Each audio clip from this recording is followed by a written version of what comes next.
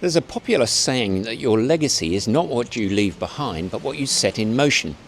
And never could truer words have been said than the legacy left by the late Gordon Ketelbey to Australian sailing. So many people owe their time on the water and the experience they gained sailing with Gordon on the various Zens and other boats that preceded it. We had the good fortune to talk to Gordon on many occasions in the far 40 days, but perhaps most recently with his TP52 Zen.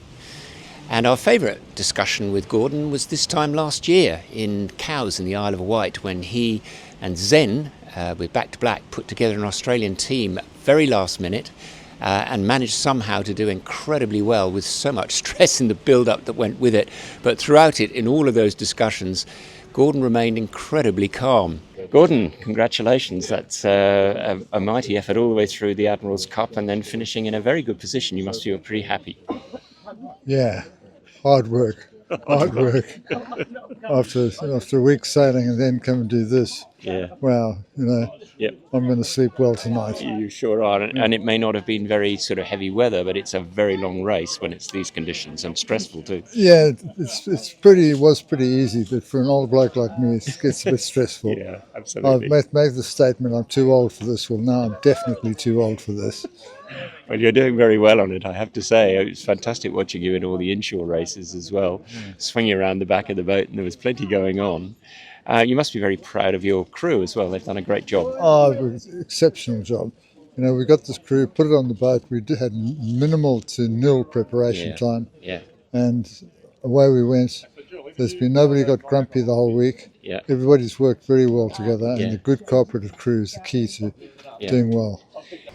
Their result was indeed extraordinary. In AC1, they got second against some of the top boats with vast campaigns that had been going on, and with Back to Black, the two of them got fifth overall out of 15, which was really remarkable and a tribute to Australian sailing. So many people who knew Gordon will speak of how much he packed into his life, but he also packed in an extraordinary amount in his last 12 months. Campaign in the Admiral's Cup, went on to Les Voiles de Saint-Tropez in the south of France, and from there straight across to the start of the Middle Sea race.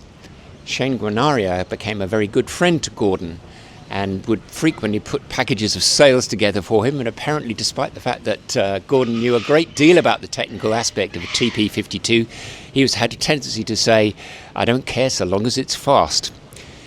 Day one of Hamilton Island Race Week, and Zen crew were lucky enough to sail with the Gusto team, went out on the water and were able to spread some flowers on the water before the race, and obviously had him very much in mind for the rest of the race as well. We spoke briefly to Shane after racing. Day one, Hamilton Island Race Week, first day over. My goodness, Gordon Ketelbey would have loved that day, wouldn't he, Shane? Yeah, he would have been foot stomping all the way home. It was a perfect Zen day.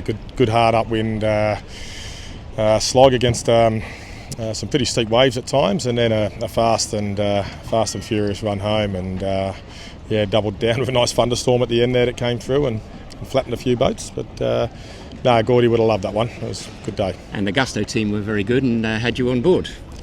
Yeah. So when we actually had made a decision quite a few weeks before Gordon passed not to come up, there was an opportunity with Lee and the team at Gusto. He was a bit short, and he's been a good client and good friend for a long time, and sort of said, well, there's four of us that'll come. If you've got room for four, we'll do it. And he took us all on, which still at that time you're sort of wondering, do you want to go up, do you not? But you knew Gordy would be saying there, stop being a pussy and go up and have a beer, yeah.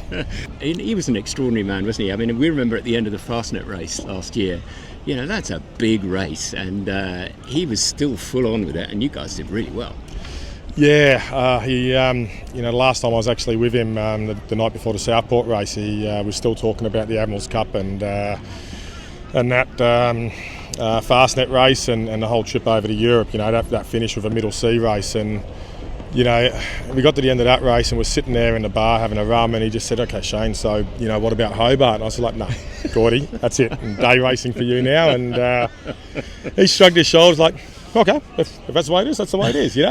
But he never ceased to amaze. Even having the week we've just had with catching up with people, and I met his brother for the first time on Tuesday. The stories that I've heard about his life, his younger life, and I thought I knew a fair bit about it, but geez, he was an amazing individual, and you know, he definitely, you know, the song they played at the end was My Way, and he definitely did it his way, and the terms I've used is it was Gordy's world and we were just living in it, you know, and I think those words hold pretty true. Nice to talk to you about Gordon, and I'm sure you'll be thinking about him during the week with your team on Gusto. No, we will be, and the team's been great to, you know, sport the gear today. A lot of Zen shirts out there today, and we had a little ceremony 10 minutes before the start where we put some flowers in the water for him. I know he would have given his right and left leg to be here, so Absolutely. it'll be a bit of a sombre week, but no, we'll do our best for him. Good memories. Yeah, All right. will be. Thanks very much indeed, Shane. Really appreciate that.